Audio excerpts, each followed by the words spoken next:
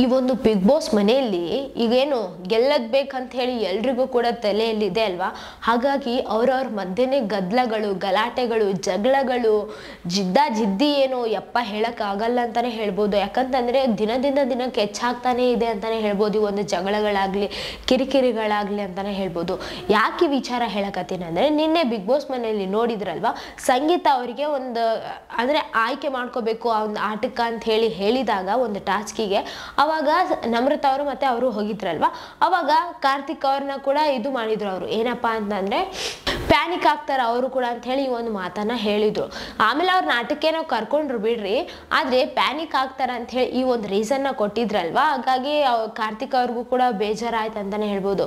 ನಾನೇ ಆವಾಗ ಆ ಥರ ಆಗಿದ್ದೀನಿ ಅಂತ ಹೇಳಿ ಅವ್ರಿಗೂ ಫುಲ್ ಬೇಜಾರಾಗಿತ್ತು ಅಂತ ಹೇಳಿ ಅನ್ಬಹುದು. ಆಗಿತ್ತು ಕೂಡ ಅವ್ರಿಗಂತಾನು ಗೊತ್ತಿದೆ ಅಂತ ಹೇಳ್ತೀನಿ.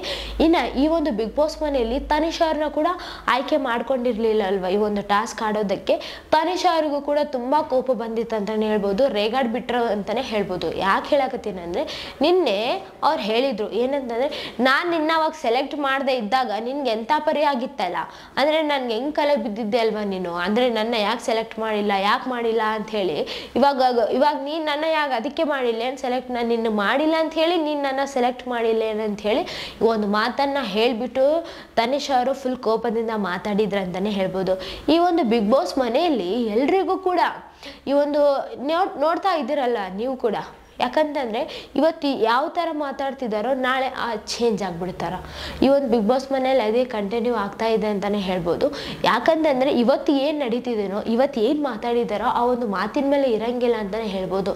ಟಾಸ್ಕ್ಗಳು ಹೆಂಗೆ ಬರ್ತಾವ ಇವ್ರು ಕೂಡ ಹಂಗಂಗೆ ಚೇಂಜ್ ಆಗ್ತಾರ ಅಂತಾನೆ ಹೇಳ್ಬೋದು. ಟಾಸ್ಕ್ ಹೆಂಗೆ ಚೇಂಜ್ ಆಗ್ತಾವೋ ಇವ್ರು ಹಂಗೆ ಚೇಂಜ್ ಆಗ್ತಾರ ಅಂತ ಹೇಳಿ ಎಲ್ರಿಗೂ ಕಾಣಿಸಕತ್ತದ ಅಂತಾನೆ ಹೇಳ್ಬೋದು. ಬಟ್ ಎಲ್ರಿಗೂ ಕೂಡ ಈ ಒಂದು ಬಿಗ್ ಬಾಸ್ನ ಗೆಲ್ಲಬೇಕು ಅನ್ನೋದು ಒಂದು ಹಠ ಜಾಸ್ತಿ ಇದೆ ಅಲ್ವಾ.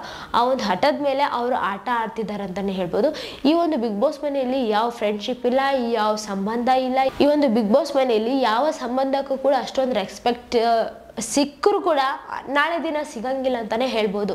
ಯಾಕಂತಂದ್ರೆ ಎಲ್ರಿಗೂ ಕೂಡ ಈ ಒಂದು ಬಿಗ್ ಬಾಸ್ನ ಗೆಲ್ಲಬೇಕು, ಇಲ್ಲಿ ಸಂಬಂಧಗಳು ಏನಿದಾವೋ ಅದು ಓಕೆ, ಆದ್ರೆ ನಾವು ಈ ಒಂದು ಬಿಗ್ ಬಾಸ್ನ ಗೆಲ್ಲಕ್ಕಂತ ಹೇಳಿ ಬಂದಿದ್ವಿ, ಗೆಲ್ಲಬೇಕು ಅನ್ನೋದು ಮಾತ್ರ ಎಲ್ರ ಮೈಂಡಲ್ಲಿ ಇದೆ ಅಂತಾನೆ ಹೇಳ್ಬೋದು. ಸೊ ನೋಡ್ತಾ ಹೋಗೋಣ ಯಾರ್ಯಾರು ಗೆಲ್ತಾರೆ ಅಂತ ಹೇಳಿ. ಬಟ್ ಇಲ್ಲಿ ತನಿಷಾ ಅವರು, ಕಾರ್ತಿಕ್ ಅವರು, ಸಂಗೀತ ಅವರು ಈ 3 ಜನದ ಮಧ್ಯೆ ಜಗಳಗಳು ಏನು ನಡೀತಾ ಇದೆನೋ ಅದು ಹಂಗೆ ದಿನಕ್ಕೆ ಹೆಚ್ಚಾಗ್ತಾ ಕಂಟಿನ್ಯೂ ಆಗ್ತಾ ಇದೆ ಅಂತಾನೆ ಹೇಳ್ಬೋದು. ಯಾಕಂತಂದ್ರೆ ಬಿಗ್ ಬಾಸ್ ಕೊಡುವಂತಹ ಒಂದು ಟಾಸ್ಕ್ಗಳು ಆ ಥರ ಇದಾವಲ್ಲ, ಆ ಟಾಸ್ಕ್ಗಳ ಮೇಲೆ ಅವರು ಹಾಡಕ್ಕೆ ಹೋಗ್ಬಿಟ್ಟು ಯಾರನ್ನ ತಗೋಬೇಕು ಯಾರನ್ನ ಬಿಡ್ಬೇಕಂತ ಹೇಳಿ ಬಂದಾಗ ಈಗ ಆ ಒಂದು ಗದ್ದಲಗಳು ಗಲಾಟೆಗಳು ಜಾಸ್ತಿ ಆಗ್ತಾ ಹೋಗ್ತಾವ ಅಂತಾನೆ ಹೇಳ್ಬೋದು. ಯಾಕಂತಂದ್ರೆ ಆ ಥರ ಏನು ಬಿಗ್ ಬಾಸ್ ಅವ್ರು ಕೊಡದೇ ಇದ್ರೆ, ಈಗ ಗೆಲ್ಲಿಸ್ಬೇಕು ಅನ್ನೋದು ಒಂದು ಇದೆ ಅಲ್ವಾ ಬಿಗ್ ಬಾಸ್ ಮನೆಯಲ್ಲಿ. ಅದಕ್ಕೆ ಅವ್ರು ಯಾರು ಬೇಕನ್ಸುತ್ತೋ ಅವ್ರನ್ನ ತಗೊಳ್ತಾರ, ಯಾರನ್ನ ಬೇಡ ಅನ್ಸುತ್ತೋ ಅವ್ರನ್ನ ಬಿಡ್ತಾರ ಅಂತಾನೆ ಹೇಳ್ಬೋದು.